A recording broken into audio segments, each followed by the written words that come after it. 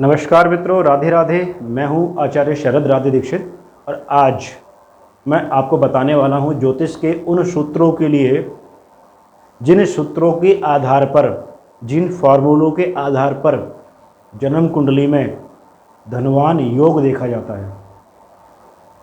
धनवान योग, बिल्कुल आपने सही सुना। आप सभी अपनी अपनी जन्म पत्रिका निकाल कर प्रस्तुत कर लीजिए, देख लीजिए, क्योंकि जो मैं आज सूत्र बताने वाला हूँ, जो फॉर्मूले मैं आपको बताने जा रहा हूँ, कहीं आपकी जन्म पत्रिका में हैं या नहीं, आप उनको चेक कर लीजिए। अगर हैं तो आपको धनवान बनने से, आप चाहे जो बिजनेस करो, और ख़ास करके जन्म कुंडली के आधार पर जो शुभ ग्रह हैं उनके आधार पर जब आप बिजनेस करते हो, डेफिनेटली 101% प्रॉफिट होगा ही होगा। 4 पैसे घर आएंगे ही आएंगे, लाभ आपको मिलेगा ही मिलेगा, प्रॉफिट भरपूर मिलेगा। कौन से वाले सूत्र हैं? जिन सूत्रों की मैं बात कर रहा हूँ, जल्दी से जल्दी जन्म पत्रिका ओपन कर लीजिए, खोल दीजिए और उन सूत्रों को देख लीजिए। सूत्र नंबर 1, आपकी जो जन्म पत्रिका है उस जन्म पत्रिका में आप देखिए सेकंड भाव, दूसरा भाव, उसका स्वामी किस स्थिति में है। अगर दूसरे भाव का स्वामी सही स्थिति में है, सेकंड हाउस लॉर्ड, आप सपोज करिए कि आपकी मेष लगन है, उदाहरण के रूप में आपकी मेष लगन है, उस मेष लगन में जो दूसरे भाव का स्वामी होगा वह शुक्र होगा, वृषभ राशि वहाँ होगी। वृषभ राशि का स्वामी कौन? शुक्र। उस शुक्र की स्थिति आप चेक कर लीजिए जन्म कुंडली में कहाँ है। मित्र की राशि में है, शत्रु की राशि में है, निर्बल है या फिर प्रबल है, उच्च का है या फिर नीच अवस्था का है, इन सभी जानकारी को आप प्राप्त कर लीजिए। और दूसरी बात, दूसरे भाव में कौन कौन से ग्रह बैठे हैं। कहीं ऐसा तो नहीं कि शत्रु ग्रह आपके धन में जा कर के बैठे हैं दूसरे भाव में। कहीं ऐसा तो नहीं रोग बढ़ाने वाले जो ग्रह हैं वह आपके धन में जा कर के बैठे हैं। कहीं ऐसा तो नहीं कि जिन ग्रहों के पास में लॉस कराने की जिम्मेदारी है, नुकसान कराने की जिम्मेदारी है, हानि कराने की जिम्मेदारी है, कहीं ऐसे ग्रह तो नहीं बैठे हैं। दूसरा भाव में कौन सा ग्रह बैठा है, उसकी आपकी जन्म कुंडली में कौन सी राशि है, कौन से भाव में है, सब कुछ चेक कर लीजिए। उसके बाद में अब आप आइए कुंडली के 11वें भाव में।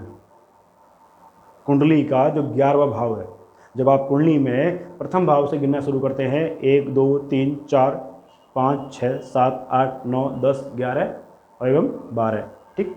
तो आप आ जाइए 11वें भाव में। अब आप देखिए 11वें भाव की स्थिति क्या है। क्या 11वें भाव में शुभ ग्रह विराजमान है? 11वें भाव का जो स्वामी है, 11वें भाव का जो स्वामी है, उदाहरण ले लीजिए कि आपके मेष लगन है। मेष लगन के लिए मैं आज उदाहरण प्रस्तुत कर रहा हूं। तो 11वें भाव में कौन सी राशि होगी? कुंभ राशि होगी। आखिर 11 नंबर लिखा होगा, 11 नंबर यानी कि कुंभ राशि, वहां का स्वामी कौन? शनि। अब आप देखिए शनि किस स्थिति में है, कहाँ बैठा है? शत्रु क्षेत्र में है, मित्र के क्षेत्र में है। मित्र क्षेत्र और शत्रु क्षेत्र का मतलब मित्र की राशि और शत्रु की राशि, कहाँ बैठा है? यह सारी की सारी आप जानकारी देखिए।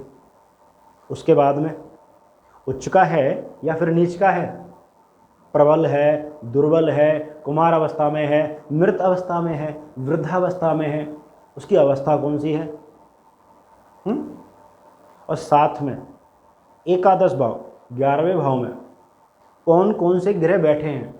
जैसे आपने दूसरे भाव को चेक किया था कि दूसरे भाव में कौन कौन से ग्रह बैठे हैं, उसी प्रकार से 11वें भाव में भी कौन कौन से ग्रह बैठे हैं। शुभ ग्रह हैं, अशुभ ग्रह हैं, मित्र ग्रह हैं, शत्रु ग्रह हैं, कौन कौन से ग्रह हैं। इन भावों का मजबूत होना, आपका बिजनेस का चलना, आपका धन का बढ़ना कन्फर्म है।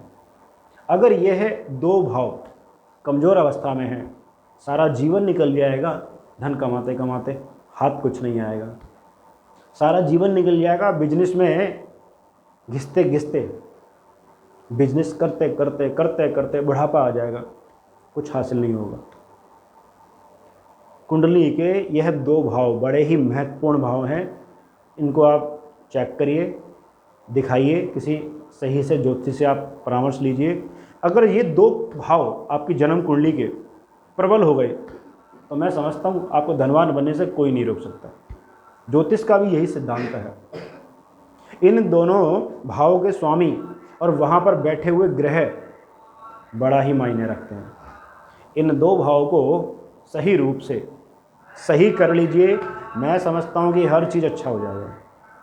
ये वीडियो आपको अच्छी लगी हो तो अपने मित्रों के साथ में आप इसको शेयर करिए, अपने जितने भी ग्रुप हैं व्हाट्सएप के आप उसमें शेयर करिए, इस वीडियो को आप लाइक करिए, और कुछ पूछना चाहते हो तो आप मुझे कमेंट बॉक्स में लिख कर सेंड कर सकते हो।